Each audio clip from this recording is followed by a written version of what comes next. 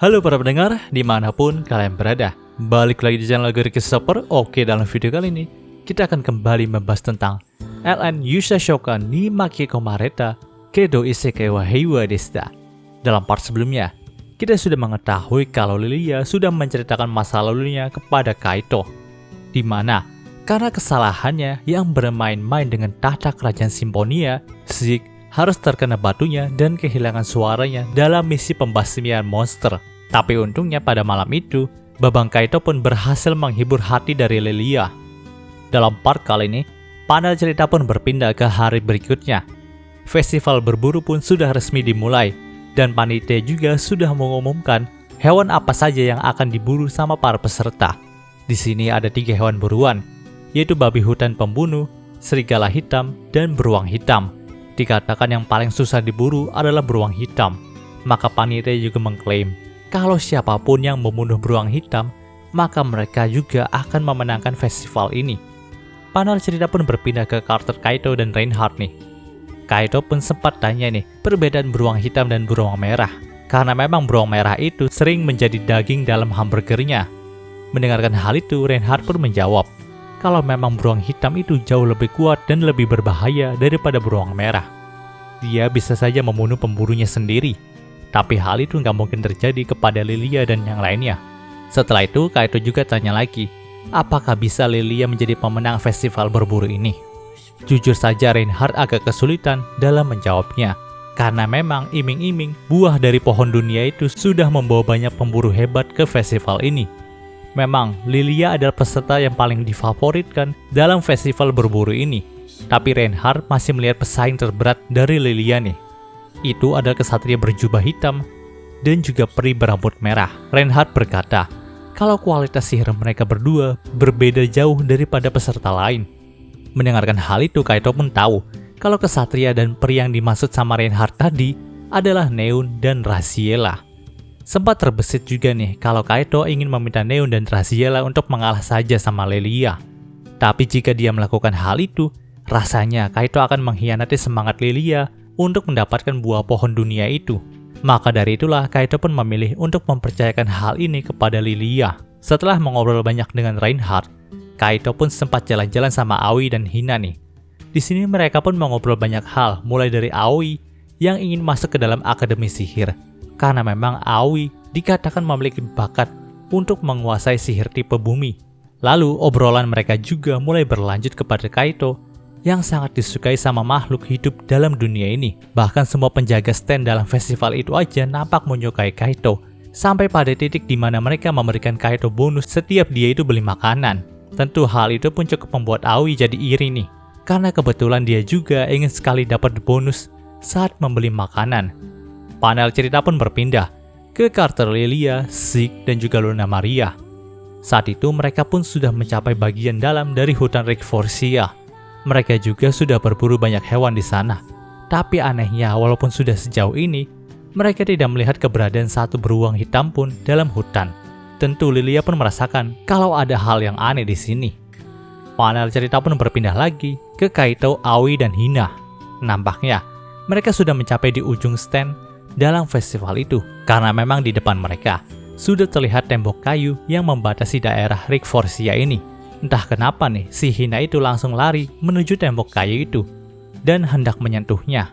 Dia berkata kalau belum afdol bagi dirinya kalau tidak menyentuh tembok itu. Tapi saat dia menyentuhnya, sebuah serangan dari beruang hitam pun langsung merusak tembok kayu tadi dari luar. Dan kini Hina pun sedang dalam bahaya karena dia jatuh tepat di hadapan beruang hitam yang ingin memangsanya. Melihat hal itu, tanpa pikir panjang, Kaito pun langsung berlari menuju ke tempat Hina untuk menolongnya. Di sini, Kaito juga sempat mengingat latihan sihir penyerangannya bersama dengan Kuro.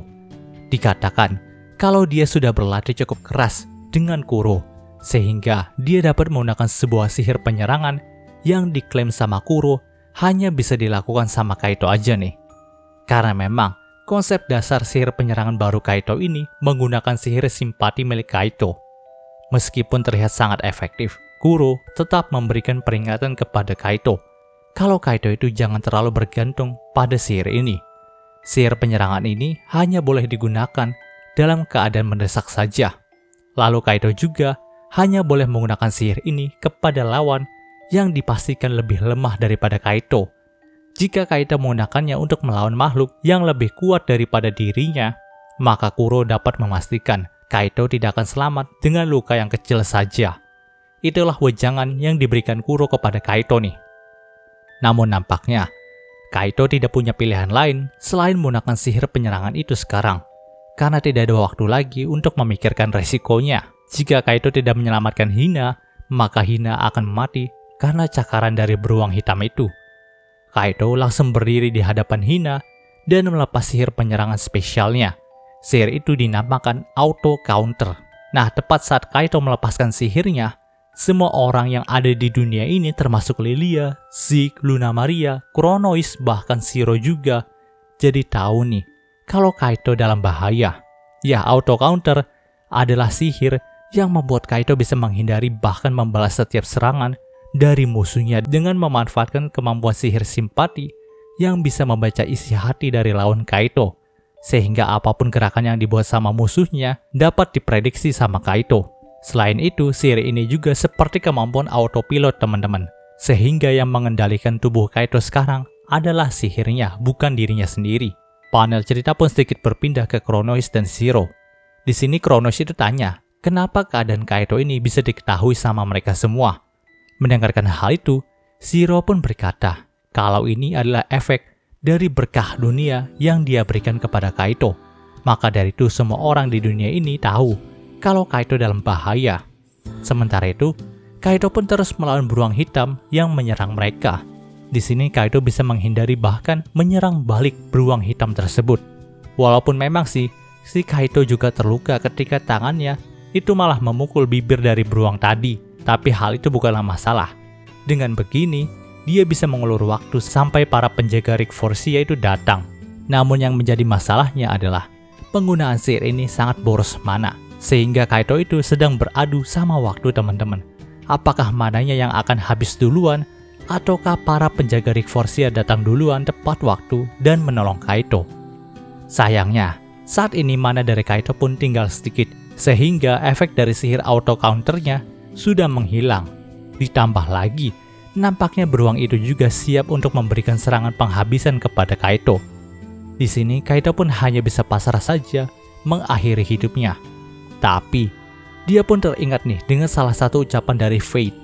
Fate berkata, jika efeknya sudah habis, maka Kaido hanya tinggal melompat mundur saja sedikit.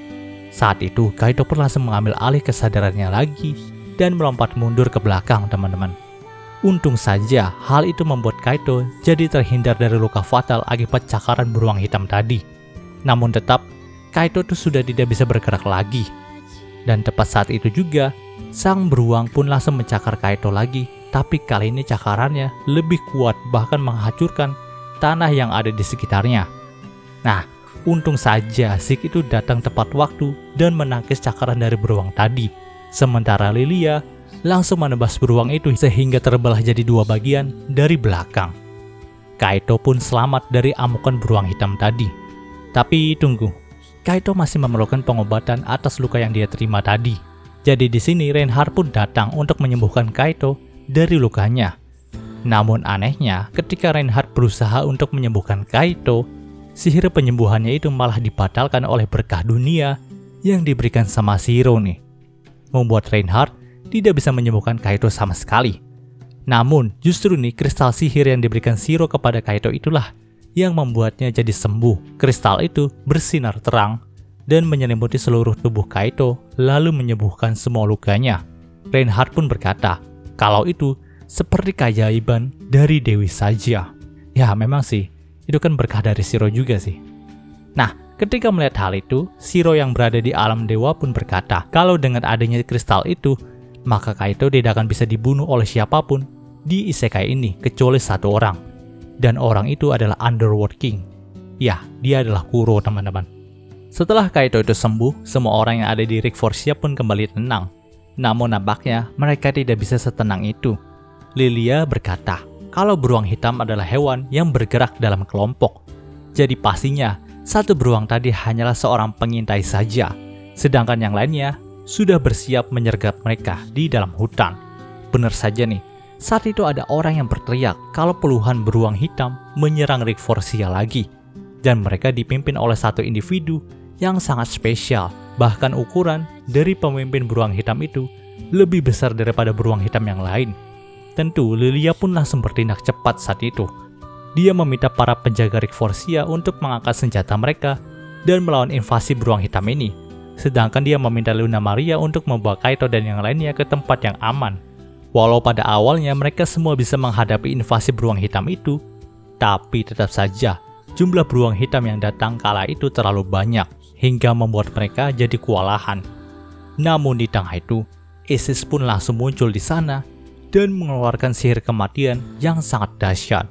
Bahkan sihir kematiannya itu membuat semua makhluk yang ada di sana menjadi tidak bisa bergerak lagi, termasuk kumpulan beruang hitam yang menyerang Rick Forcia. Di sini, Isis pun sangat marah karena Kaito telah tersakiti oleh kumpulan beruang hitam tadi. Jadi ia pun langsung mengucapkan mantra penghancur miliknya dan memusnahkan semua beruang hitam yang ada di Rick Forcia. Tentu dengan ini, beruang hitam dalam Rick Forcia itu sudah resmi punah, teman-teman. Setelah pembasmian itu selesai, Isis pun langsung menggendong Kaito ke kamar penginapan yang diberitahukan sama Lilia. Mana cerita pun berpindah ke beberapa jam setelahnya. Saat Kaito terbangun dari pingsannya, dia dikejutkan dengan keberatan dari Isis. Tapi di sini Isis tidak memberitahukan Kaito banyak hal. Dia hanya berkata kalau dia datang ke sini untuk menyelamatkan Kaito saja. Lalu ia pun langsung pergi dari sana, karena kalau dia tetap di sini, maka Lilia dan yang lainnya gak mungkin berani buat ngunjungin Kaito. Setelah itu, Kaito pun langsung keluar dari kamarnya dan mendapati Lilia, Zeke, dan Luna Maria sedang berdiri menunggu kedatangan dari Kaito nih. Di sini, Lilia pun menjelaskan semua kepada Kaito, mulai dari kedatangan Isis sampai Isis yang memusnahkan semua beruang hitam dalam hutan ini. Namun sayangnya karena sihir kematian yang dikeluarkan sama Isis itu terlalu dahsyat, sebagian dari masyarakat Rick Forcia juga terkena imbasnya. Mereka masih pingsan sampai sekarang ini. Mungkin memang tidak semua orang itu tahan dengan sihir kematian dari Isis Remnant. Nah, Lilia juga langsung meminta maaf sama Kaito nih. Andai saja dia tidak meminjam kalung ini dari Kaito, maka Kaito nggak mungkin terkena luka yang cukup fatal seperti ini. Karena selain sihir pencarian, dalam kalung ini juga terdapat sihir pelindungan yang cukup kuat. Maka dari itu, kelompok Lilia nggak papasan sama kumpulan beruang hitam tadi pas di hutan, teman-teman. Mendengarkan hal itu, Kaito pun meminta Lilia untuk tidak meminta maaf kepada dirinya nih. Karena memang ini hanyalah sebuah kecelakaan saja. Selain itu, Zeke juga memakai momen ini dengan berusaha untuk berbicara dengan Lilia nih. Di sini, Zeke tahu kalau Lilia berusaha mati-matian dalam festival berburu ini untuk mengembalikan suaranya lagi. Maka dari itu, dia pun membuka syal miliknya dan memaksa pita suaranya bergetar sedikit saja dengan sebuah sihir nih. Lalu ia berkata dengan perlahan kepada Lilia, kalau Lilia bukanlah orang yang membuat suaranya menghilang. Lilia tidak perlu merasa bersalah atas dirinya, karena bagi Zeke sendiri, luka ini adalah bentuk dari harga dirinya sebagai bawahan dari Lilia. Tentu, Lilia pun langsung menangis di hadapan Zeke karena hal itu. Jadi di sini Luna Maria dan Kaito pun memutuskan untuk meninggalkan Zeke agar mereka memiliki waktu untuk bersedih bersama. Dan cerita di part ini pun berakhir. Oke, mungkin pembahasan singkat untuk Yusha Shokan-nya kali ini. Jika kalian suka video ini, jangan lupa untuk like, komen, dan juga subscribe dan juga share agar gue lebih semangat lagi dalam membuat video dalam channel ini. Terima kasih telah mendengarkan sampai detik ini. Gue Gary Christopher, signing off.